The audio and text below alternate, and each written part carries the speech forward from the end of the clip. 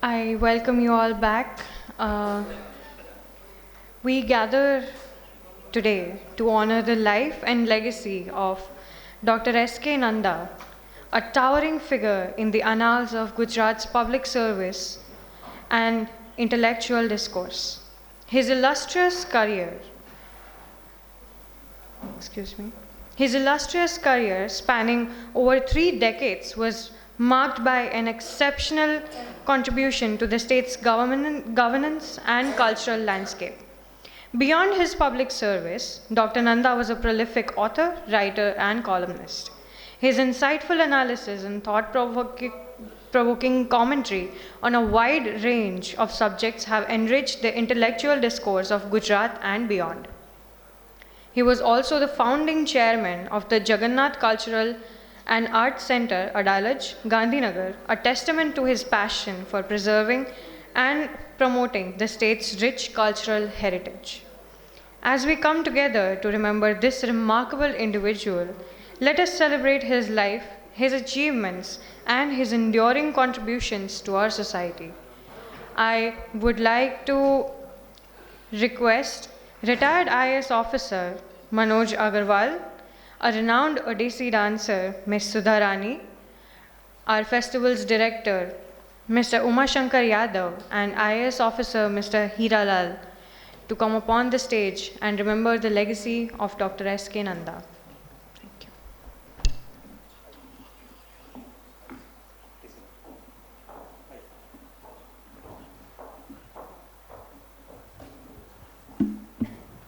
Thank you Surabhi.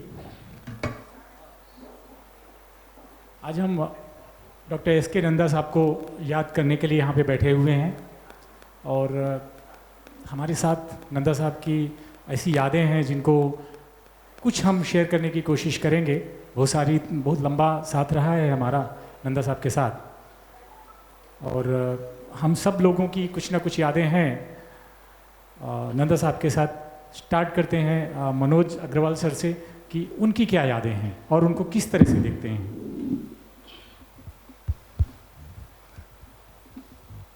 नमस्कार। वैसे तो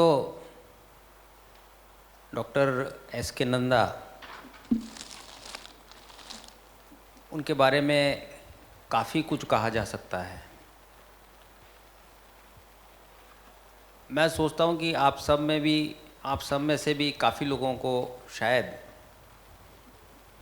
कुछ ना कुछ उनके बारे में मालूम हो। नहीं होगा तो आज का ये अवसर उसके लिए हम उसका उपयोग करेंगे। सबसे पहले तो आज हम यहाँ जो बैठे हैं सब, तो ये कहा जा सकता है कि उन्हीं की बदौलत हम बैठे हैं, क्योंकि जब कोई भी कार्यक्रम, कोई भी फेस्टिवल जो फिर पेरेनियली होता है, एक के बाद एक सालों में होता रहता है, तो जब वो शुरू किया जाता है तो उसका बीज लगाना होता है। तो उस बीज को लगाने में नंदा साहब की एक बहुत ही अहम भूमिका रही। उसकी वजह से वो बीज लगा और आज उसके हम 9वें एडिशन में हैं। मैं ये भी मानता हूँ कि बीज को बाद में उन्होंने सींचा सबकी मदद से, टीम की मदद से, क्योंकि अकेले कोई काम सफल होना बहुत ही मुश्किल है, हमेशा उसके लिए टीम की ज़रूरत होती है। तो उन्होंने भी टीम को लीडरशिप भी दी, बहुत सारे सुझाव देते थे। तो एक तरह से इस कार्यक्रम को उन्होंने सींचा और अब वो समय आ गया है कि अब के बाद जो समाज है उस कार्यक्रम के फलों का लाभ ले। और वो लाभ है कि किस तरह से लिटरेचर समाज को बदले, उसमें भूमिका हो। लिटरेचर में मैं सभी तरह के लिटरेचर का समावेश करना चाहूँगा। सुबह हमने स्त्री 2, उसके जो राइटर हैं वो भी लिटरेचर का भाग है, फिल्म का लिखना, पुस्तकों का लिखना, हिस्ट्री भी लिटरेचर का भाग है, नॉन फिक्शन है। उसके अलावा म्यूज़िक और मैं तो कहूँगा गाना बजाना, वो भी लिटरेचर है। तो उसको आगे बढ़ाने में उन्होंने बहुत ज़्यादा काम किया और आज मैं उनको श्रद्धांजलि भी देना चाहूँगा और उनको याद भी करना चाहूँगा। Thank you sir. हम सब लोग उनको याद कर रहे हैं, श्रद्धांजलि दे रहे हैं। सुधा जी, अगर हम उनके कंट्रीब्यूशन की बात करें, उनका कंट्रीब्यूशन कोई ऐसा क्षेत्र नहीं था जहाँ पे नहीं था।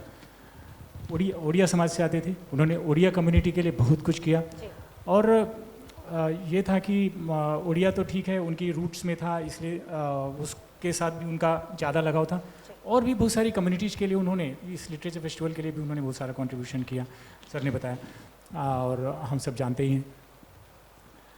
दूसरा, जो एज ए कम्युनिटी लीडर आपको क्या लगता है कि वो उनके अंदर क्या ऐसा था कि लोग उनसे जुड़े रहते थे? आपने उनके साथ काफ़ी दिन तक, इनफैक्ट मैं अगर कहूँ तो आपका इंट्रोडक्शन भी उन्होंने ही मुझसे कराया है। वही मैं जी बिल्कुल।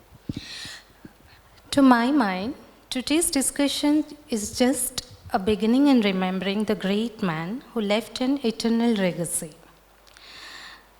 Benjamin Franklin once said, either write something worth reading or do something worth writing. Nanda sir had both. वो अच्छा लिखते भी थे उड़िया इसमें, तो उड़िया एसोसिएशन से जब तक मैं बोलूँ तो मेरी मुलाकात सर से 2002 में हुई। सर तब भी उन्होंने ही मुझे बहुत सारे लोगों से परिचय करवाया, जिसमें से उमा शंकर जी आप भी थे। आपकी वजह से मुझे लिटरेचर फेस्टिवल में परफॉर्म करने को मिला और मेरे स्टूडेंट्स के साथ। So I am very grateful. Sir बहुत ही, नंदा सर को जो भी जानते हैं वो जानते हैं कि वो बहुत एनर्जेटिक, एनकरेजिंग और एंथुसियास्टिक हैं, हमेशा थे। एसोसिएशन में ऐसा एक भी प्रोग्राम नहीं होता था जिसमें सर का इन्वॉल्वमेंट नहीं था, क्योंकि शुरुआत में जब मैं अहमदाबाद आई, अगर मैं मेरी बात करूं तो मैं बहुत इंट्रोवर्ट थी, मैं लोगों से मिलने के लिए इतना नहीं करती थी, बट सर ने मुझे इतना एनकरेज किया कि Gujarat people should know what is Odissi dance. ये एक इतना ब्यूटीफुल डांस फॉर्म है, क्लासिकल डांस फॉर्म है, और इसके ज़रिए एक डिवाइन ग्रेस है भगवान का, जगन्नाथ जी का कल्चर सबको पता चले। तो आप गुजरात में इसको, आप सब लोगों को अगर ना जानकारी हो तो सुधा जी नेशनल लेवल की डांसर हैं। बहुत बड़े बड़े जो प्रोग्राम हुए हैं दिल्ली में, इंटरनेशनल, वहाँ पे इन्होंने परफॉर्म किया है, ओडिसी डांसर, और यहाँ पे इनका स्टूडियो भी है जो डांस सिखाती हैं। जी तो एक्चुअली मैं एक post graduate in Odissi dance हूँ, और सर की वजह से, मैं नंदा सर की वजह से जो कुछ भी मैं हूँ गुजरात में, देखा जाए तो मैं भुवनेश्वर से बिलोंग करती हूँ, बट 2002 में मैं अहमदाबाद आ गई। तब से लेके सर ने मुझे बहुत प्रमोट किया और दूसरी जगह भी बोले कि आप बताइए कि ओडिसी डांस क्या होता है। तो जब हम उड़िया एसोसिएशन के, जैसे आपके सवाल था, तो जब हम एसोसिएशन प्रोग्राम करते थे तब सर हमेशा कहते थे कि आप कुछ ऐसे करिए जिसकी वजह से सब लोगों को पता चले कि डांस फॉर्म एक है, और ये सिर्फ गुजरातीज़ को नहीं बट बाकी जो दूसरे लोग हैं सबको पता चले। और जब हम कुछ टिप्स मांगते थे तो सामने से सर हमेशा हमें एनकरेज करते थे और टिप्स भी देते थे। ऐसा नहीं कि आप ऐसा इतना ही करिए, दूसरी क्या करने से लोगों तक ये चीज़ें पहुंच सकेगी, हमारा डांस फॉर्म पहुंचे, उसके लिए उन्होंने बहुत मदद की। Thank you sir.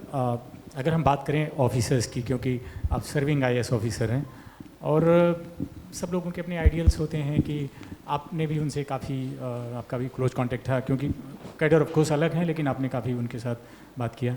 तो आपको एज एन IAS ऑफिसर उनके अंदर क्या ऐसी क्वालिटी लगती है जो और कम लोगों में मिलती है और होनी चाहिए? देखिए, मुझे नंदा साहब से मिलने का अवसर आपका ही माध्यम है। मैं यहीं आया, यहीं से मेरे संपर्क हुए। तो नंदा साहब पहले तो IAS अफसर थे, ठीक है। जैसे मैं अभी सुबह अभय जी यहाँ कह रहे थे कि मैं पोएट हूँ और डिप्लोमेट हूँ। तो देखिए, ये इनकी शुरुआत IFS अफसर से हुई है, लेकिन आज इनके नज़र में वो छोटा हो गया है, पोएट बड़ा हो गया है। अभी सुबह कह रहे थे ना, क्योंकि जब ये IFS अफसर से बात करते हैं तो फिर ये एक अलग दुनिया हो जाती है, ये गार्ड टाइप के कुछ हो जाते हैं, गार्ड टाइप के, है ना। लेकिन जब ये पोएट के रूप में बात करते हैं तो ये इंसान हो जाते हैं। तो इनका ये जो सुबह कहना था, एक होता है प्रोफेशनल रिलेशन, एक होता है पर्सनल रिलेशन। तो जो पोएट है वो पर्सनल रिलेशन बनाता। अब मैं आपको IAS, मैं किसान का बेटा हूँ, तो जब मुझसे कोई पूछता है आपका परिचय क्या है, तो मैं IAS नहीं बताता, मैं कहता हूँ मैं किसान का बेटा हूँ। मैं जब पहले पैदा हुआ तो पहले तो मैं किसान का बेटा हूँ, बाद में IAS बना ना। तो जो ये IAS बनते हैं तो होता क्या है, मतलब वो परिभाषा मैं उन्हीं के पर्सनालिटी पर ही ये रिफ्लेक्शन दे रहा हूँ। पहले तो वो अपने घर से हटते हैं, उनको छोड़ते, गांव छोड़ेंगे, जिला सब छोड़ देते हैं, ठीक है, और केवल वो अपने कुछ लोगों में सिमट जाते हैं। नंदा जी ने ना अपना गांव छोड़ा, ना अपना घर छोड़ा, और जो भी जहां मिला उनमें देने, giving, he was having the amazing quality of giving. मैं भी एक उदाहरण बताऊंगा। कोई भी आए, देखो ये आई उड़िया तो तुम भी आगे चलो, इनको कहा तुम यादव जी हो, ना इनके बिरादरी के, ना इनके जिला के, ना इनको ना इनके प्रदेश के, यहाँ ले आ खड़ा कर दिए, ठीक है। एक लड़की है ईभा सिंह पटेल, वो भी इन्हीं के माध्यम से वो टच में आई। पता नहीं क्या दोनों में गटर पटर हुआ और उसने एक प्रोजेक्ट बनाया लड़कियों पे, घर आई नन्ही परी, जेंडर पे, और उनको समझ में आ गया, उसको फंडिंग करा दिए। और उसके बुलाने पर हम लोगों को कहे तुम लोग वहाँ प्रोग्राम, हम लोग ब्लॉक में प्रोग्राम किए, 4-5 जिला पंचायत अध्यक्ष, MLC बुला के। तो he was so nice fellow कि वो आदमी मतलब वो IAS नहीं थे, वो सोशल इंटरप्रेन्योर थे। जबकि IAS में या ये जो IFS से जो सर्विस आती है, इसमें आदमी ना घर का रहता है ना, हाँ, वो प्रोफेशनल भी नहीं रहता लास्ट तक। सो मैंने नंदा साहब से एक एक्सक्लूसिव इंटरव्यू किया था, एक चैट शो जब मैं करता था, तो उनसे ये पूछा था आपका सवाल कि आप कोई आपके अभी में, पहले में कोई ऐसा IAS ऑफिसर है जिसको आप एडमायर करते हो अपने अलावा। तो उनका यही सवाल था कि आज के IAS ऑफिसर या ज़्यादातर IAS ऑफिसर अभी लोग बाग मतलब डिसीजन लेने में बहुत सोचते हैं, अपने डिसीजन नहीं लेते हैं, ज़्यादातर रूल बुक से काम करते हैं। और हम लोग अपने टाइम में, मैं पर्टिकुलरली अपने टाइम में रूल बुक तो यूज करता ही था, बट हमारे अपने रूल भी होते थे जिनको हम डिस्क्रिशन पावर जो होती है उसको हम ज़्यादा यूज करते थे। And he was right. मैं अभी रिक्वेस्ट करूँगा अपनी प्रोडक्शन टीम से कि एक वीडियो उनका छोटा सा देख लेते हैं जो उन्होंने बात की थी, आप सब लोगों को टच करेगी। Just please.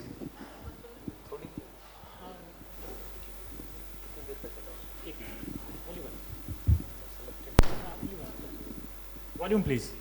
तो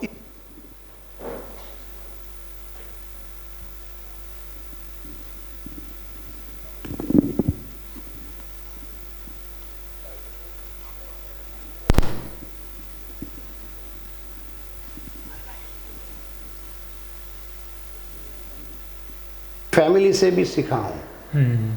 एक आदमी सहनशीलता में सीखा हूँ निचला वर्ग से, जो हम कहते हैं ना पछात वर्ग जिसको बोलते हैं, उनसे एक चीज़ मैं सीखा हूँ, उनका सहनशीलता इतना प्रकोप है कि हम लोग उसको लाना चाहिए।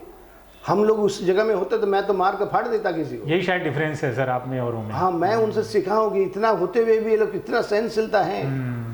तो वो मैं हमेशा मेरे फैमिली को बोलता हूँ कि देखो ये मैं यदि होता है उनकी जगह में, मैं तो फाड़ देता किसी को, क्योंकि मेरा टेम्परेचर ऐसा है। बात कर रहे हैं मेरा इन लोग इतना सेंस है, तो उसमें सीखना चाहिए। उसमें इससे सीखकर मैं भी कोई कम्युनिटी से सीखना नहीं, पूरा कम्युनिटी, ट्राइबल से सीखा हूँ मैं ऑनेस्टी। एक ट्राइबल आपके पास रहेगा, वो आपके बिल्कुल ऑनेस्ट है, आपको कमिटेड है, वो कभी गद्दारी नहीं करेगा। सर बाद के लोग या इवन आज के लोग किस तरह से जाने, how should I be remembered by the people. लोग जब मेरा नाम आए या आपका नाम आए मतलब, तो लोग कैसे याद करें? नंदा साहब का नाम आते ही उनके दिमाग में क्या इमेज बने? आप क्या चाहते हो? देखिए, लोगों जब जन्म होते हैं उनका नाम नहीं होता है, वो रोता है लेकिन नाम नहीं होता है।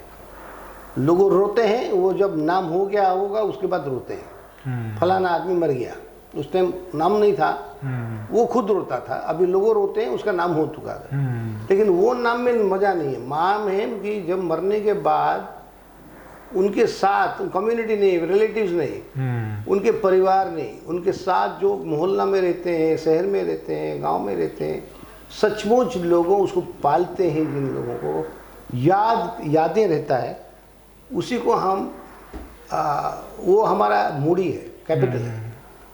उसके लिए लोग कोशिश करना चाहिए। सर, एक लास्ट सवाल ये है कि एक लाइन का आंसर, आप नियर फ्यूचर में क्या बदलाव देखना चाहिए? इंडिया को कैसा देखना चाहते हैं? इंडिया में मैं ये देखना चाहता हूँ कि हमारे एग्रीकल्चर बहुत तरक्की करे, और माइग्रेशन जो हो रहा है सब अहमदाबाद, बड़ौदा सिटी, सूरत सिटी जो आ रहे हैं, इसको स्टॉप किया जाए।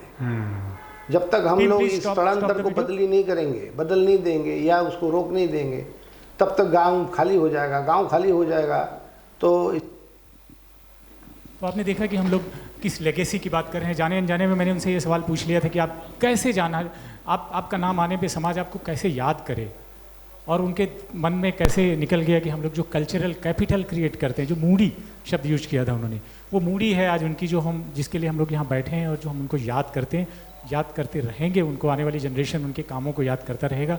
ये हमें ये भी संदेश देता है कि अपने जीवन काल में हम सब लोगों को ऐसे काम जरूर करते रहने चाहिए कि आने वाली जनरेशन को उसका फ़ायदा मिले। और याद करना एक अलग बात है, याद करें ना करें वो कोई बहुत ज़्यादा मायने नहीं रखता है। मायने ये रखता है कि लोगों को फ़ायदा मिले, और नंदा साहब का पूरा जीवन ही दूसरों के फ़ायदे में गया।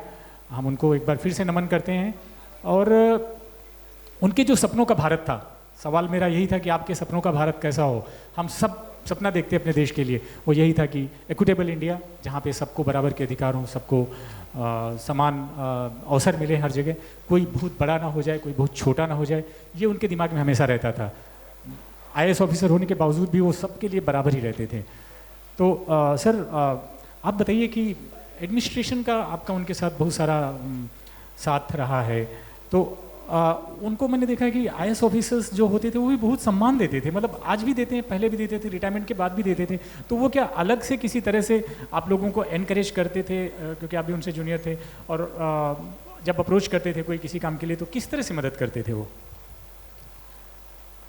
देखिए, अभी जैसे सीधा सवाल सीधा जवाब हमने देखा, मैं अपने कुछ उनके साथ जो इंटरेक्शंस हुए उनकी बात ज़रूर करूँगा।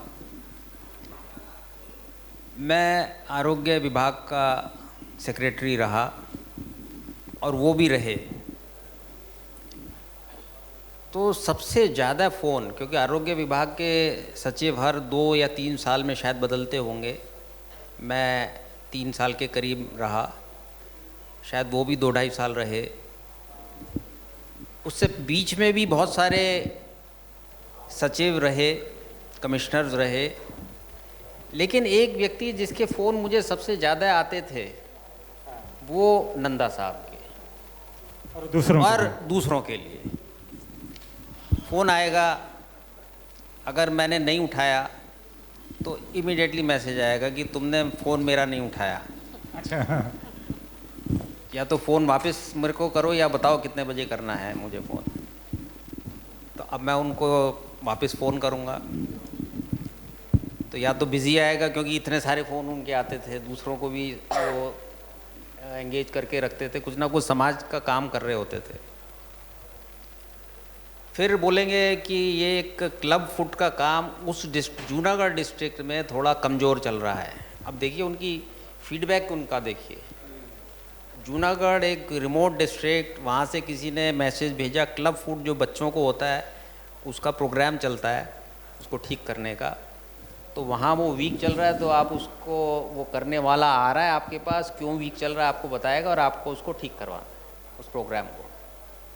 तो ये उनकी जो सहानुभूति और अनुभूति दूसरों के प्रति, वो उनको अलग करती थी दूसरे बहुत सारे, मैं तो अधिकारियों की नहीं, मैं सबकी बात करूँगा, और बहुत सारे लोगों से, क्योंकि अधिकारी भी समाज से ही आते हैं, तो जितना वर्ग समाज में जैसा होता है उतना ही प्रतिशत अधिकारियों में भी होता है जी। फिर दूसरा उनको जैसे आयुष में आयुर्वेद, उसका उतना उन्हें ज्ञान था। वो कच्छ जिले में रहे काफ़ी समय, वहाँ के प्रभारी भी बने, वहाँ की हर छोटी जड़ी बूटी के बारे में उन्हें ज्ञान था।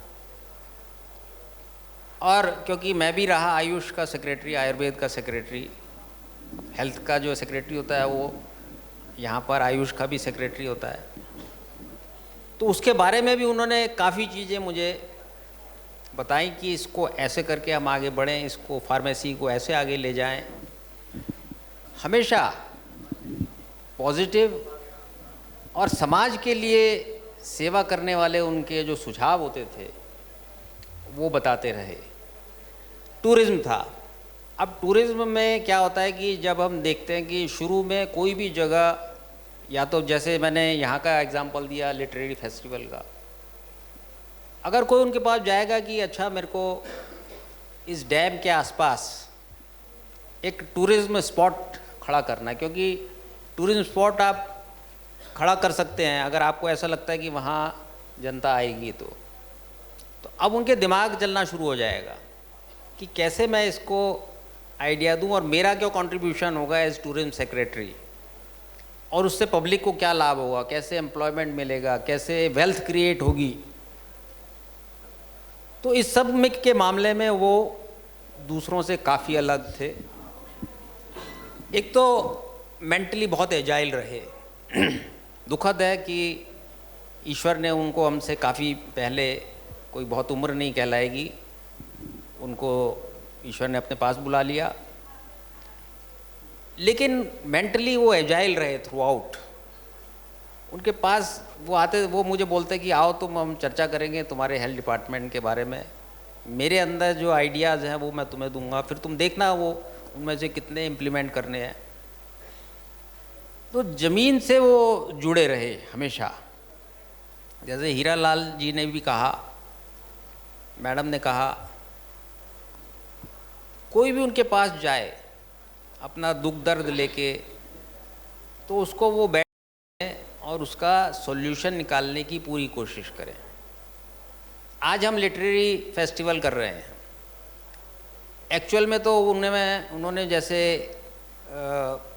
कहा कि वो दिव्य भास्कर के कॉलमनिस्ट भी रहे, तो लिटरेचर में उनका योगदान, और साथ में जब मैं हेल्थ डिपार्टमेंट में रहा तो बहुत सारे जो हमारे गवर्नमेंट सर्कुलर्स होते हैं उनको लिखना भी लिटरेचर का ही काम है।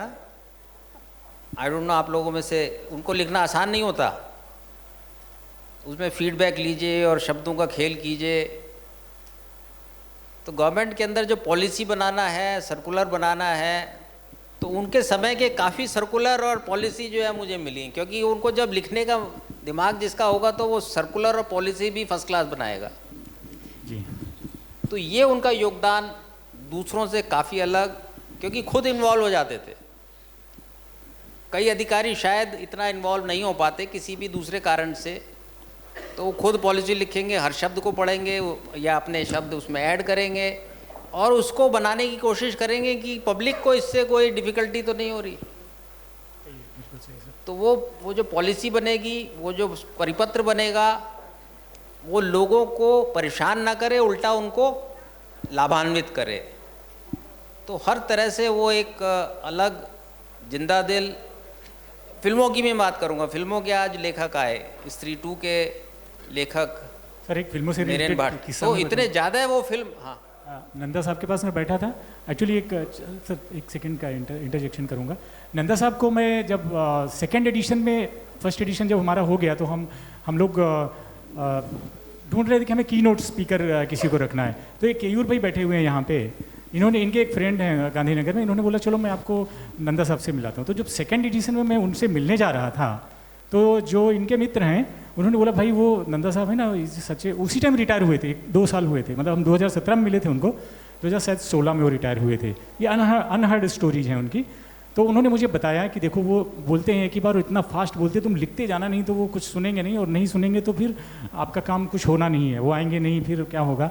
तो मैं जब उनके पास गया, अभी केवल भाई से मैं बताता हूँ, तो उन्होंने शुरू किया, अरे Umashankar I know about you यार, अरे आई वॉज सो हैप्पी। मैंने बोला कैसे? बोले वो एक विशाल था ना, वो आपके बारे में बात कर रहा था। मेरा फर्स्ट एडिशन हो गया था जब मैं उनको मिलने गया था, सेकंड एडिशन के लिए उनको इनवाइट करने गया था एज ए की note speaker. I was so happy. और फिर बातों बातों में मुझे उन्हें जब मिलते थे 2-2 घंटे बातें होती थी। 22 साल की उम्र में दिल्ली यूनिवर्सिटी से गोल्ड मेडल करके, गोल्ड मेडल किया था पॉलिटिकल साइंस में। 21 साल में उनको दिल्ली यूनिवर्सिटी ने प्रोफेसर रख लिया था, जो स्पीकर्स होते हैं। और फर्स्ट अटेम्प्ट में लेक्चरर, यस, फर्स्ट अटेम्प्ट में उन्होंने 22 ईयर्स की में IAS क्लियर किया था, और that too good ranking, such a bright man. तो अब मैं ये सोचूं कि मेरे बारे में उनको पता नहीं होगा। तो जब मैं उनको मिला 2017 में, इनवाइट करने गया था मैं, तो उन्होंने बोला अरे यार आई नो, तो आप क्या बात, तो फिर उमाशंकर जी ठीक है, 1.5 घंटे मेरी बातें हुई थी। फिर वो, यस प्लीज। हाँ, तो उसमें मैं फिल्म के बारे में कह रहा था। वो फिल्म मूवीज़ के बफ थे, मतलब कोई भी फिल्म आएगी तो उन्हें देखनी है। कई जो फर्स्ट शो के शौकीन होते हैं कुछ लोग, तो वो भी उन शौकीनों में से ही थे। कई बार शायद नहीं देख पाते होंगे, लेकिन कोशिश करते थे। अब मुझे मौका मिला कम से कम 2 बार ऐसा कि जब वो आगे बैठे हुए थे, मैं पीछे बैठा हुआ था। तो पूरी पिक्चर में नंदा साहब ने कमेंट्री अपनी चालू रखी कि इसमें लेखक ऐसे अगर ट्विस्ट देता या ऐसे ट्विस्ट देता पॉजिटिव, तो शायद इसका अंत इस तरफ जाता, शायद इसका अंत इस तरफ जाता। और जब पिक्चर पूरी होती थी तो लकीली जो वहाँ थिएटर के जो प्रोपराइटर थे वो भी हमें सबको जानते थे, तो उनके साथ बैठ के कुछ चाय समोसे पे गपशप होती थी। तो पूरी फिल्म का चीरफाड़ किया जाता था, अगेन क्रिएटिवली, कि पोस्टमार्टम की ये इसमें इस तरह से अगर होता तो एंड इस तरह से होता। तो आज नीरेन भट्ट जी होते तो उनको भी वो आई डोंट नो गॉड, हाँ, तो वो हर जगह कुछ ना कुछ उनको भी सलाह देते ऐसी। उनका social media creative mind, social media में था वो जेब बीजो, और जो ये अपने फेसबुक वाले हैं उसको एक्स वाला एलन मस्क, उनको भी वो उनके ट्विटर पे जाके कुछ ना कुछ बताते थे कि हाँ, नहीं यूनिट, तो हम देखते मतलब थे। ये दिखाता है कि कितनी क्रिएटिविटी उनके दिमाग के अंदर, क्रिएटिविटी एंड कॉन्फिडेंस। आपको पता है कि जो मैं बोल रहा हूँ, it has a value, it has reasons, वो बात थी। बेसिकली लिटरेचर के आदमी थे, और कॉलम लिख रहे हैं, पॉलिसी बना रहे हैं, वो लिख रहे हैं। लिखने में कई बार नहीं तो क्या होता है कि सीनियर ऑफिसर अपने जूनियर पर छोड़ देता है कि भाई तुम लिखो और मैं आके बस इसमें थोड़ा सा कॉमा फुल स्टॉप ठीक करूँगा। मतलब ये मैं अंदर की बात बता रहा हूँ। लेकिन वो उनमें से नहीं थे। वो उसको पढ़ेंगे, उसकी लैंग्वेज ठीक करेंगे जिससे उसका मिस इंटरप्रिटेशन ना हो, और पब्लिक, कॉमन पब्लिक या जिसके लिए बन रहा है, जैसे डॉक्टर्स होंगे तो डॉक्टर के लिए उसका उचित उपयोग ही हो पाए। तो बहुत बड़ी चीज़ थी, बहुत बड़ी चीज़। Sir thank you so much. मेरे एक यहाँ मित्र बैठे हुए, इन्होंने काफ़ी नंदा साहब से मिलाने में मेरी मदद की थी। केवल भाई आप क्या बोलोगे नंदा साहब? ऊपर ही आ जाए, क्या यादें हैं? ऊपर आ जाए।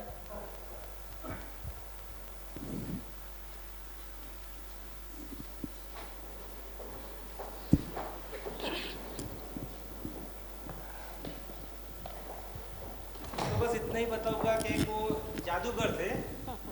कोई भी प्रॉब्लम से कुछ भी उनके पास लेके जाओ, वो सॉल्यूशन उनके पास था। मैं उनको 8-9 साल से जानता हूँ। मेरा कोई भी प्रोजेक्ट्स या कोई भी चीज़ में मैं उनकी राय लेता था, और वो मेरे को गाइड करते थे कैसे आगे बढ़ने का, क्या करने का। इन्होंने ही हमें नंदा साहब से पहली बार मुलाकात कराई थी जब हम इनवाइट करने गए थे उनको, और हम लोग बहुत डरे गए थे उनके पास एक्चुअली। और उनको पता था, याद है ना, वो बोल रहे थे। और अभी हम थोड़ी दिन पहले उनसे मिले थे, लास्ट जो मुलाकात हुई थी उसमें, हाँ, उसमें वो बहुत अनकही कहानियाँ सुना रहे थे। ऐसे आप लोगों को अच्छा लगेगा, वो थोड़ा he is a very jolly romantic kind of person. तो मेरे से बोले कि अरे यार है ना, वो गोवा में मेरा फ्रेंड है फॉरेन वाला, वो उसकी वाइफ फॉरेन की है, वो हम जाना चाहते हैं वहाँ, लेकिन मेरे घर वाले मना करते हैं, नहीं नहीं तुम वहाँ नहीं जाना, गोवा जाने से मना करते हैं। इस तरह की मतलब अपनी अनहर्ड स्टोरीज मुझे बताया करते थे। बोले एक बार अबू धाबी में बैठे हम लोग, दुबई में बैठे थे, लंच कर रहे थे, अक्षय खन्ना वहाँ शूट कर रहे थे अबू धाबी में। मैंने अक्षय को फ़ोन किया, आओ यार लंच करते हैं साथ में, तो अक्षय 1 घंटे में मेरे पास आया और हम दोनों ने लंच किया। ऐसे थे वो, मतलब वो किसी को भी, मैं उनसे पूछता था कभी कभी कि हाउ आप इतना कॉन्फिडेंटली कैसे बात कर लेते हो, किसी को कुछ भी बोल देते हो, किसी को फ़ोन कर देते हो। मेरे सामने बैठे बैठे उन्होंने विवेक ओबेरॉय को फ़ोन किया, विवेक आपको इस फेस्टिवल में आना है, 3rd एडिशन की बात थी। अरे उन्होंने बोला सर आपने बोल दिया मैं आ जाऊँगा। विवेक ओबेरॉय ने कुछ भी नहीं पूछा, 2-3 दिन बाद मेरे पास फ़ोन आया कि भाई क्या है ये प्रोग्राम, आप बताओ मुझे क्या करना है, नंदा साहब ने बोला है। मैंने फिर उनको सब बताया, फिर उनके मैनेजर का फ़ोन आया, सब कुछ करके तो उन्होंने ये बताया कि मैं इसलिए बोल पाता हूँ, ये हम सबको याद रखने वाली बात है। वो उनका जो मंतव्य था ये था कि देखो मैं कोई एजेंडा नहीं चलाता हूँ, ना मैं किसी का फ़ायदा करना चाहता हूँ, ना नुकसान करना चाहता हूँ, मैं एक भले की बात करता हूँ, मेरे को कुछ किसी से लेना देना नहीं रहता है, इसलिए मैं ओपनली बात कर पाता हूँ। मैं फिर मेरे अंदर ना कोई डर रहता है, ना भय रहता है, ना कोई लालच रहता है। और हम सब लोग अगर ऐसा ये उनकी ये जो बात है अगर याद रखें तो हम लोग बेधड़क अपनी बातें कर सकते हैं जब चाहें तब, क्योंकि भय और लालच हमें कहीं ना कहीं फंसा देता है। किसी चीज़ से डर लगता है, किसी चीज़ से लालच रहता है। तो ये चीज़ें हैं, बहुत सारी कहानियाँ हैं उनकी जिनको मैं बताऊंगा तो आप लोगों को बहुत मज़ा भी आएगा, बहुत इंस्पिरेशन भी होगा, लेकिन इस सेशन में कर पाना नहीं, हम करते रहेंगे। सुधा जी कुछ और बात करना चाहेंगे आप? डिक्शन, सर का डिक्शन बहुत ही, उनका वाक शुद्धि जो था वो इतना क्लियर था कि बस ये जो रथ यात्रा हुआ अभी, एक छोटी सी इंसिडेंट थे भी उसमें, एक बाहुड़ा यात्रा करके होता है जो वापस भगवान जगन्नाथ जी के मंदिर से वापस मेन जगह पे आते हैं। तो हम लोगों को एक प्ले करना था। सो हम एसोसिएशन के जितने सारे लेडीज़ जेंट्स थे मेंबर्स, हम लोग उसके लिए प्लान कर रहे थे। तो सडनली सर आए और बोले कि कौन क्या रोल कर रहा है। सो एक एक को उन्होंने लिटरली रूम में लेके डायलॉग डिलीवरी कैसे होनी चाहिए सब कुछ उन्होंने सिखाया, इतना क्लैरिटी के साथ कि कौन सा कैरेक्टर में क्या बात करना है। तो मतलब वी वर सरप्राइज्ड कि इतना नॉलेज कि ड्रामा, डांस, म्यूज़िक, लिटरेचर सब कुछ उन्होंने प्लान किया। सो पूरा शॉर्ट स्टोरी बनाया, फिर हमने परफॉर्म किया। ऐसा था। नहीं, रथ यात्रा और मंदिर, जगन्नाथपुरी का जो यहाँ मंदिर बना है, वो दोनों को बनाने में, शुरू करने में उनका काफ़ी योगदान रहा जी। उसको बढ़ावा देने में। आज जो स्वरूप है उसका इतना विशाल हो चुका है, हालांकि वो पहले से चल रहा था, लेकिन उसको कई गुना आगे ले जाने में उनकी अहम भूमिका रही। तो उस भूमिका में उन्होंने, जैसे उनके पास कोई भी ऐसा उनको लगता था कि ये थोड़ा सामाजिक कामों में रस लेता है, तो उससे इमीडिएटली किस तरह से मैक्सिमम डोनेशन लेना, क्योंकि ये भी काम सामाजिक है, धार्मिक है, और कैसे उसका उचित उपयोग करवाना, कोई मिसयूज़ ना होने देना। और छोटी छोटी चीज़ों के लिए भी, जैसे कि भाई ओके आप इधर रहिएगा, आप इधर रहिएगा। सो आज वो एक अलग लेवल पे वो चीज़ पहुंच गई है। तो ये उनकी खासियत थी कि किसी भी चीज़ को उसका बीज लगाने के बाद उसका जो पेड़ है, उसका जो वृक्ष है, उसको विशाल स्वरूप पे ले जाना, वो उनकी खासियत रही। तो आज मैं भी उनको खूब बार बार वंदन करता हूँ। एक्चुअली ऐसे व्यक्तित्व तो मैं तो बोलूँगा सदियों में आते हैं और अपना काम करके चले जाते हैं, लोगों के दिलों में जगह बना के चले जाते हैं, और उनके जो काम होते हैं, उनकी बातें होती हैं, लोग उनको याद करते रहते हैं और उनको फॉलो करते रहते हैं। ऐसी हज़ारों बातें हैं उनकी। मैंने 1.5 2 घंटे हम लोग बातें करते थे, जब जाते थे बातें ख़त्म ही नहीं होती थी। और कभी कभी तो ऐसा लगता था कि बड़ा मतलब सुनते ही जाएँ और भी बातें करते जाएँ। तो मैं हीरालाल साहब आपके पास वापस आता हूँ, क्योंकि आप भी ग्राउंड से जुड़े हुए ऑफिसर हैं। आपको क्या लगता है कि ऐसे ऑफिसर अभी नहीं पाए जाते हैं या नहीं पाए जाएंगे? नहीं, देखिए नंदा साहब इतने, जो हम लोग को कोई जादूगर कह रहा है, कोई कुछ कह रहा है, मैंने उनके बारे में जो देखा, जो पाया, हमें वो पढ़ाई से ज़्यादा कढ़ाई के विद्वान थे। चूँकि ज़मीन पे काम करते थे, तो जो एसी कमरा में बैठ करके पॉलिसी बना दोगे, वो जाके 50 डिग्री टेम्परेचर फील्ड में काम नहीं करता है। क्योंकि वो फील्ड से जुड़े रहते थे और हर फील्ड से उनके पास जो भी उनके, वो एक परेशान आत्मा थे। उनकी परेशानी क्या थी? उनके आत्मा की देने की, वो देने के लिए परेशान रहते थे। उनको देना ही देना है। अगर वो दिन में 100 लोगों को कुछ ना कुछ नहीं दे देंगे तो वो परेशान रहते थे, चाहे राय के रूप में, चाहे किसी के लिए फ़ोन कर दें, भाई जाओ ये हमारा जानने वाला मिलो। तो जो उनकी देने की आदत थी, ज़मीन से जुड़ के लर्न करने की आदत थी, उसी ने उनको मेनी इन वन बना दिया। क्या वो एक पर्सनालिटी नहीं थी? एक बात मैं बताऊँ, ये हीरालाल साहब ने बहुत अच्छी बात की। अभी जो मैं लास्ट टाइम उनको मिला था यूएस जाने से पहले, तो मेरे से बोलने लगे, अरे उमा शंकर आपकी बार कैसे पैसे वैसे का इंतजाम कैसे होगा, फंड वंड कैसे आएंगे? मैंने बोला सर हो जाएंगे, आई एम डूइंग गुड। तो उन्होंने बोला नहीं वो इसको ऐसे कर देना, उसको बोलना, वो कर देगा, ये कर देगा। अभी इस बार वो गिविंग की आदत उनकी इतनी थी कि वो मैंने बोला सर आप चिंता ही मत करो, फंड की कोई प्रॉब्लम ही नहीं रहती। तो नहीं, उन्होंने बोला नहीं ये ऐसा वो नाम बताया कि नहीं ये कर देगा, वो कर देगा। बिना पूछे हुए, मैंने कभी फंड की बात करता भी नहीं था उनसे, लेकिन वो सामने से वो आदमी, इंसान को गिविंग की आदत थी। वो समझते थे यार ये बोलेगा नहीं, भले समस्याएं तो होती हैं, लोगों की ज़रूरत तो होती है, तो मैं बोलूँगा नहीं, मैं कभी बोलता भी नहीं हूँ, और हम प्लान कर लेते थे तभी हम बात करते थे। लेकिन वो सामने से हमें ऑफर करते थे, बताते थे कि नहीं we have to do it, and वो बोल देते थे पहले से। मैं बोलता नहीं, उनको ये कर देना, वो कर देगा, वो कर देगा। That is how we are. ना उनको कुछ एक्सपेक्टेशन है ना कुछ नहीं, और अंडरस्टैंड द साइकोलॉजी, अंदर से समझ जाते थे कि यार इस बंदे को इसकी ज़रूरत हो सकती है या है। ये है हमारा भारत के की एक्चुअल संस्कृति, अगर हम बात करें तो, जहाँ पे लोग एक दूसरे के चीज़ों को समझने की कोशिश करते हैं, साइकोलॉजी को समझने की कोशिश करते हैं, खुशी समझने की कोशिश करते हैं, गम समझने की कोशिश करते हैं, ज़रूरतें समझने की कोशिश करते हैं। वो इस लेगेसी के प्रोपेगेट करते थे, बढ़ाते थे। और हमें इस लेगेसी को, अपने भारत को महान बनाने के लिए चालू रखना पड़ेगा, जारी रखना पड़ेगा, एक दूसरे की ज़रूरतों को समझना पड़ेगा। कुछ और आप जी सर बोल लो कोई। अच्छा, एक आपको एक चीज़ और बोलना इंसिडेंट दूंगा। वो जैसे सेक्रेटरी हेल्थ थे, मैं भी बाद में हुआ। वो कलेक्टर पंचमहल थे, मैं भी बाद में कलेक्टर पंचमहल रहा। पंचमहल को उन्होंने जो एक बहुत बड़ी देन, उन्होंने ही एक इंटरव्यू जिसने देखा उन्होंने बताया कि रोपवे जो है पावागढ़ पर, वो उनके समय में उनकी थिंकिंग थी कि लोगों को जो ऊपर जाके माता के दर्शन करते हैं उसमें किस तरह से उनकी जो प्रॉब्लम है, क्योंकि काफ़ी लंबा और टेढ़ा मेढ़ा रास्ता था, तो करीब 1/4 चढ़ने के बाद रोपवे मिल जाता है।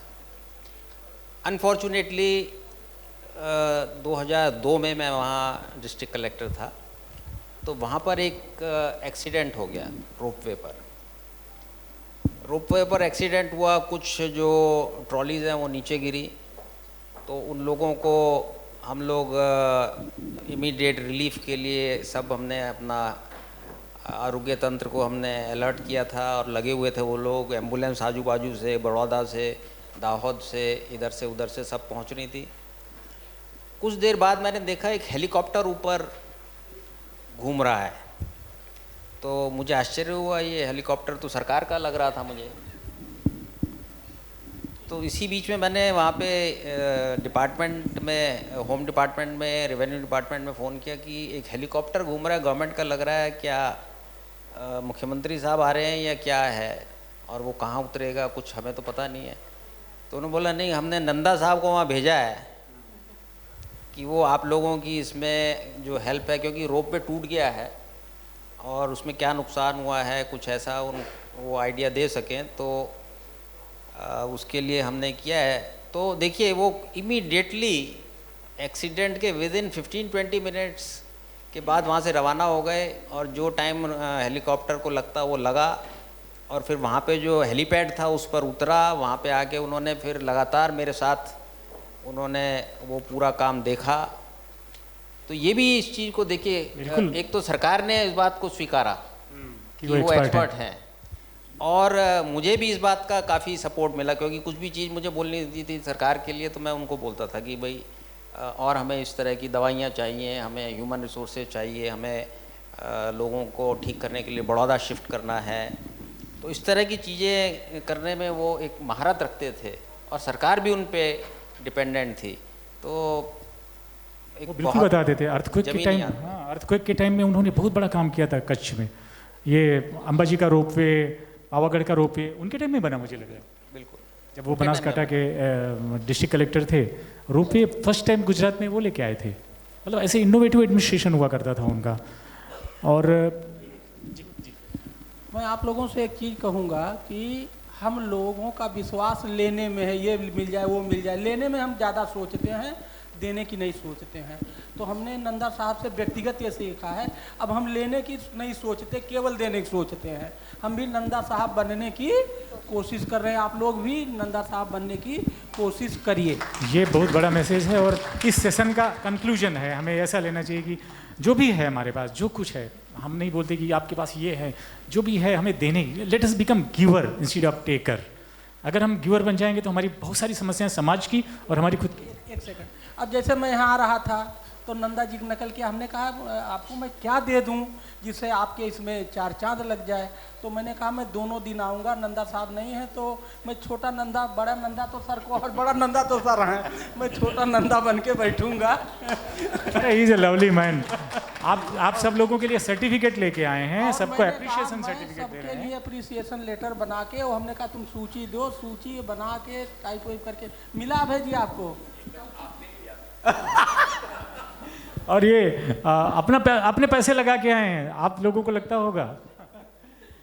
तो केयूर भाई, नंदा साहब को हम ट्रिब्यूट दे रहे हैं। क्या कुछ कहना चाहेंगे आप? कुछ सवाल कहना हम लेंगे 1-2 मिनट के अंदर। मंजुला जी आपसे भी बात करेंगे। आप कुछ अगर आप कुछ बोलना चाहेंगे? अच्छा, अब हम ऑडियंस से क्वेश्चन लेंगे। हम we are left with 5-7 minutes. हम चाहते हैं कि जिसकी भी कुछ यादें हैं नंदा साहब के साथ, कुछ कहना चाहते हैं, वॉलंटियर्स जरा माइक देना प्लीज़। यहाँ से ले लो, इधर है माइक, सबको दे दो। जो भी ट्रिब्यूट देना चाहते हैं वो लोग मैडम को बात कर लें। Madam Puja.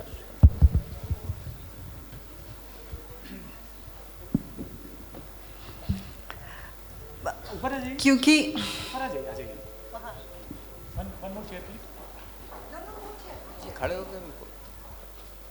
As she feels comfortable.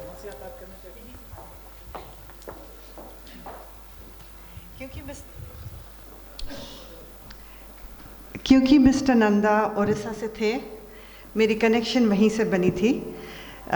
He actually was first introduced when he was very early. He was a member of our school management committee of Delhi Public School, and then he went on to become health minister. He always stayed in touch. For events like this, he would introduce us to events like this. And then जब Jagannath temple बन रही थी, तब बहुत interactions होती थी उनके साथ, बिकॉज एक्वायरिंग द लैंड, और हमेशा बसेस की रिक्वायरमेंट बड़ी होती थी उनकी. He would always call me, he would just ping me saying 15 buses चाहिए from this date to this date. So like you already said, anything that had a powerful social cause, वो forefront में रहते थे. Right on the forefront, and you could always bank on him for that. That is the first thing that I will always remember about him. The second thing is, if you went to him with any problem, उनका एक very rounded way of approaching the problem था. वो एक 360 degree angle से देखते थे, और एक बहुत क्लैरिटी ऑफ थॉट के साथ, सजेशन हो या आपको जो भी वो सलाह देने वाले थे, he used to give a very very strong robust solution. Those are the two standout characteristics that I'm going to remember about him. Of course, his death was a real shocker, in the sense that, but you know how it is, the death will always determine the quality of your life. When you see somebody die so painlessly and so happily, you know that he's contributed to the world, and so he's not meant to suffer. Very well said. Some more people would like to express the. कुछ लोग अगर सवाल हो अगर किसी के तो पूछ सकते हैं, या कंट्रीब्यूट कुछ बात करना चाहिए। नमस्कार, मेरा नाम उपेंद्र नाथ रैना है। अक्सर ये कहा जाता है कि जो आईएएस ऑफिसर्स होते हैं बहुत श्रिव्ड होते हैं, A to Z तक बहुत पक्के होते हैं, और उनके जो नियम होते हैं, कानून होते हैं, उनके स्ट्रिक्ट होते हैं, लेकिन साथ में अगर साहित्यकार होना होता है, साहित्यकार संवेदनशील होता है, भावना से भरा हुआ होता है। तो ये दो तरह के व्यक्तित्व होते हैं, एक आईएएस ऑफिसर जो होता है सिविल सर्वेंट के रूप में, और दूसरा जो साहित्यकार होता है। तो इनका समन्वय किस तरह से, चूंकि मैं नंदा जी को व्यक्तिगत रूप से नहीं जानता था, ये गुण, ये क्वालिटी उस व्यक्ति में किस तरह से थी कि दोनों का जो मिश्रण है, समन्वय है, वो बना पाए। बिल्कुल आपने ठीक कहा। इससे पहले हीरालाल जी ने यहाँ हमारे बीच डिप्लोमेट बैठे हैं, अभय जी, उनके बारे में जो कहा कि वो डिप्लोमेट से ज़्यादा अब लेखक, पोएट के रूप में जाने जाते हैं, तो बहुत बड़ी बात है। और वो अपना पहला जो परिचय देते हैं कि मैं एक पोएट हूँ, ऑटोमेटिकली डिप्लोमेट जो है वो पीछे फॉलो करता है। नहीं सर, एक मिनट। तो सेम चीज जो कह रहे थे उसके पीछे रीजन ये था कि जब ये कहते थे मैं डिप्लोमेट हूँ तो कोई नहीं याद करता है, और पोएट कहते हैं तो सब याद करता है। इनके पास पोएट वाला आता है, डिप्लोमेट कमजोर हो गया है पोएट के आगे सर। नहीं, उन्होंने कर लिया है। उन्होंने ये किया है, वही प्रश्न है। ये इनकी डिप्लोमेसी है, ये इनकी डिप्लोमेसी है, पोएट को बढ़ाओ आगे। उन्होंने कर लिया है। यही चीज नंदा साहब में भी थी कि किस तरह साहित्यकार को अपने अंदर जीवित रखना, नहीं तो अगर उसके ऊपर ब्यूरोक्रेट हावी हो जाएगा, वो भी जिस तरह का आप कह रहे हैं। हालांकि मैं इससे इत्तेफाक नहीं रखता जो आपने कहा, सारे लोग एक जैसे नहीं, क्योंकि ब्यूरोक्रेट भी कहाँ से आ रहे हैं, समाज से आ रहे हैं। अगर मैं कहूँ कि वो समाज से अलग हैं तो वो भी ठीक नहीं है, लेकिन उसके अंदर का अगर एक क्रिएटिव माइंड जो एक साहित्यकार का होता है, वो पहले साहित्यकार थे, ब्यूरोक्रेट हुए, लेकिन उन्होंने साहित्यकार को, अपने अंदर के साहित्यकार को ख़त्म नहीं होने दिया। तो ये क्वालिटी शायद सब लोगों में नहीं होती, लेकिन ये क्वालिटी जितनी आगे दूसरे समाज में दूसरे लोगों की है, उतनी क्वालिटी इस ग्रुप में है, ब्यूरोक्रेटिक ग्रुप में है, मैं ये मानता हूँ।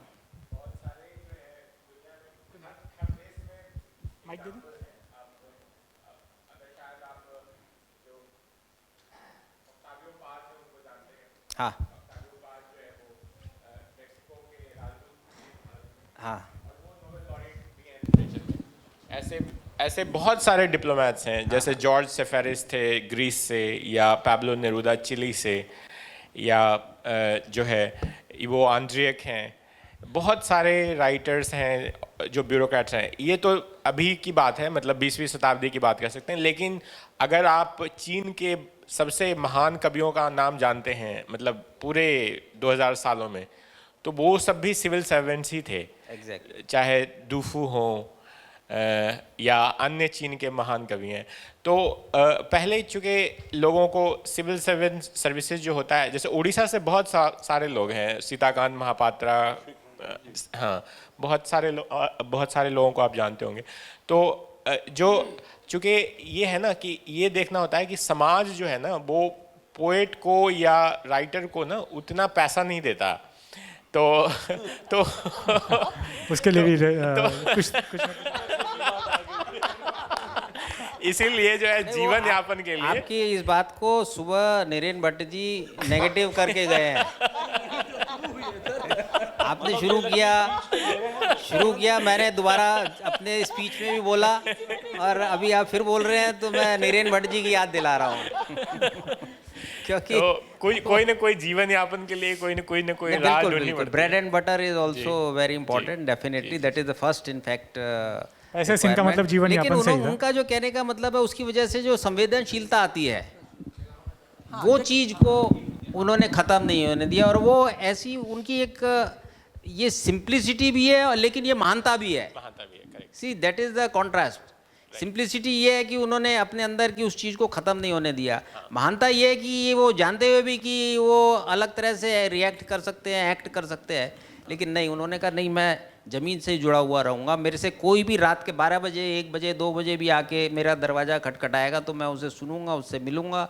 उसकी कोई समस्या होगी, अगर मैं निकाल सकता हूँ तो उसको मैं जैसे मैडम ने कहा 360 डिग्री, तो 360 से भी ज़्यादा डिग्री होती हैं, तो उतनी डिग्री से वो देखते थे। तो क्रिएट करना पड़ेगा। है तो डिग्रीज क्रिएट करनी आपके पड़ेंगी। क्वेश्चन का जो तो ये जो है एक उनकी ईश्वरीय देन थी, और मैं ऐसी भी प्रार्थना करूंगा आज कि ये ईश्वरीय देन हम सब में और बढ़े, क्योंकि कहते हैं कि जैसे मैं एक उदाहरण देना चाहूँगा कि 14वीं 15वीं 16वीं सदी में अचानक यूरोप क्यों आगे आ गया,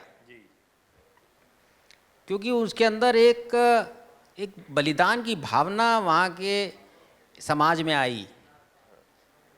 तो वहाँ से उन्होंने कहा अच्छा चलिए हम देखेंगे ये सूरज पृथ्वी के चारों तरफ घूमता है या पृथ्वी सूरज के। अब पहले कोई उसे चैलेंज नहीं कर सकता था, उस समय नए आइडियाज़ आए, रेनेसां जिसे कहते हैं। उन्होंने राजा को बोला हमें शिप दीजिए, हम शिप लेके जाके हम देखेंगे कि धरती गोल है कि चपटी है।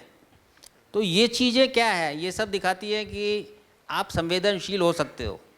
ये आज भी उसकी ज़रूरत है, आज भी जो हमारी प्रॉब्लम्स हैं उसमें उसका उपयोग होना ज़रूरी है। उसके बिना शायद हम इतने अच्छे सॉल्यूशन ना निकाल पाएँ। संवेदनशीलता साथ रहेगी तो अच्छे से अच्छे सॉल्यूशन समाज को मिलेंगे, ऐसा मैं मानता हूँ। और नंदा जी उसके उदाहरण है हमारे सामने। बिल्कुल sir, thank you so much for the wise words. अब हम इस सेशन को ख़त्म करेंगे, we are short of time now. Anybody अगर किसी और को भी कुछ एक 30 सेकंड में कुछ बोलना है तो बोल सकते हैं। किसी को भी नंदा साहब की यादें हैं और कुछ ट्रिब्यूट देना चाहते हैं तो यस। आप सबको बधाई। मैं नंदा साहब को तो जानता नहीं हूँ। अगले ये जो फेस्टिवल है उसके पहले 1 साल पहले फेस्टिवल था, ठीक है। मेरे को पता नहीं है कि सर IAS ऑफिसर है। यहाँ आगे शायद मेरे को, मैं जानता हूँ तब तक उनके वाइफ के साथ इधर आए थे, दोनों साथ में बैठे थे। और मेरे साहब है नगीन भाई प्रजापति, इसरो में रिटायर है। उनको फ़ोटो बनाने का बहुत शौक़ था, कभी चलो किसी भी है तो उसको फ़ोटो खींच लेते, कि उनके पास इसरो का एक सिंबल रहता है, वो इसरो को अधिकारी है ना, उसके पास ही वो सिंबल रहता है। तो उन्होंने बोला चलो नन्ना साहब को पहनाते हैं। मैंने बोले ये साहब है कौन? बोले तो IAS ऑफिसर है। बोला IAS ऑफिसर है और एकदम नेचुरल बैठे, किसी को पता ही नहीं चलता। कहते आम आदमी बैठा हो ना, इस तरह बैठे हुए थे। मैंने बोला ये कोई IAS ऑफिसर होता है ना, उनको साथ में जाना हो ना तो 10 बार तो सोचना पड़ता है कि इसके पास जाए कि ना जाए। तो हमारे साहब ने बोला, नगीन भाई ने के बोले जाओ और अपना जो इसरो का सिंबल उनको पहनाते। तो बोला सर जी, बोले क्या कहा? मैंने आपको वो बिल्ला पहनाना चाहते इसरो का। बोले ठीक है पहना दो। तो उनके साथ में बैठे उनके वाइफ, मेरे को मालूम था। बोले मैडम, बोले मेरे वाइफ हैं। तो उन्होंने बिल्ला पहना दिया उनका इसरो का, उनको साहब ने भी पहना हुआ है, पहना दिया। पहने के बाद बोले, वाइफ ने बोला चलो ऊपर जाते हैं। तो ऊपर स्टेज पे आए, बात किया। तो वाइफ ने बोला ये बिल्ला निकाल दो। बोला नहीं, इसरो ने साहब ने दिया हुआ, मैं बिल्ला thank you so much, thank you so much for your, thank you sir, thank you. Sudha ji, एक सेंटेंस में नंदा साहब के लिए अगर आप कुछ कहना चाहें तो बिफोर क्लोजिंग कैसे याद करेंगे उनको? मुझे लगता है हम सबको उनको याद करने के लिए हम सबको उनकी यादें स्प्रेड करनी चाहिए। फ्यूचर जनरेशन को कैसे पता चलेगा, उनके बारे में हमें बताना पड़ेगा। हम सब जो भी उनके कांटेक्ट में हैं, हम सब, वो एक बड़ा ट्रिब्यूट होगा उनको, क्योंकि फ्यूचर जनरेशन को पता चलना चाहिए एक इतने अच्छे इंसान, इतने सालों से हम सबके साथ, और हम सब उनको इतने नज़दीक से जानते हैं। तो अगर हम सबको बताएंगे तो फिर फ्यूचर जनरेशन भी उनके बारे में जानने मतलब उनकी जो बातें हैं, जो मंतव्य हैं, जो मंत्र हैं, उनको हमें आगे बढ़ाना है। बहुत बढ़िया बात है। सर आप कैसे याद करेंगे? उनके जो चलते हुए कदम जो रहे, उन कदमों को हम फॉलो करेंगे तो मुझे विश्वास है, आज हमने चर्चा करी, आने वाले समय में और कोई अगर हमें फोरम मिले उसमें भी चर्चा करें, बातचीत चालू रखें और अपने व्यवहार में वो लेके आएंगे। अपने व्यवहार में जितना जो उनका व्यवहार था, सिंपल चीज़ें जैसे बात करी, उनको हम फॉलो करेंगे तो मैं मानता हूँ कि वो एक सच्ची उनको श्रद्धांजलि होगी और आगे जो बदलाव समाज में आ सकता है उसकी तरफ एक वो कदम होगा। मैं नंदा साहब को उनके विशाल हृदय, जो उनका बड़ा हार्ट, लार्ज हार्टेडनेस, संवेदनशीलता और उससे भी ज़्यादा उनके ब्राइट माइंड के लिए याद करता रहूँ। ई सच ए ब्रिलियंट मैन। उनको मतलब वो सब ऐसे थे, बहुत सारे लोग हैं होते हैं ऐसे कि उनको फटाफट चीज़ें समझ में आती है। ब्रिलियंट माइंड, कुछ भी काम करना हो तो ऐसी इस तरह से याद करूँगा। We all need to be brilliant. आप कैसे याद करेंगे?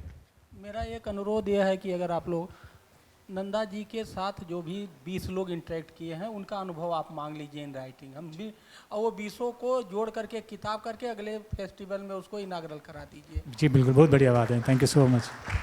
Thank you. आप? बस हम तो उनके पुराने मैसेजेस देख के उनको याद करते हैं, और अभी भी लगता है कि कभी कोई प्रॉब्लम आई और वो व्हाट्सएप पे मैसेज डालेंगे हम, तो उनका रिप्लाई कहीं ना कहीं से आएगा। अभी याद मतलब अभी भी उनको ऐसा लगता है कि मैं उनको मैसेज कर रहा हूँ और उसका रिप्लाई आ रहा है और हमारा सॉल्यूशन मिलेगा। ये होते हैं, ऐसे इंसान होते हैं, और हमें ऐसे ही इंसानों की कल्पना है इस संसार में। आप सभी लोगों का इतने ध्यानपूर्वक सुनने के लिए बहुत बहुत शुक्रिया सर। बहुत अच्छी बातें हुई ma'am, and thank you so much. Nanda साहब को एक बार हम फिर नमन करते हैं। हम आप सब लोगों से अनुरोध करेंगे एक बार खड़े होके नंदा साहब को याद करते हुए उनको एक सच्ची श्रद्धांजलि देते हैं। और सर आप जहाँ भी रहें शांति से रहें, दुनिया अच्छी तरह से चल रही है। Thank you.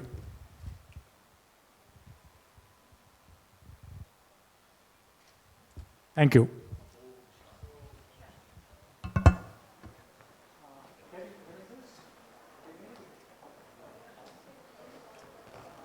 With such admiration,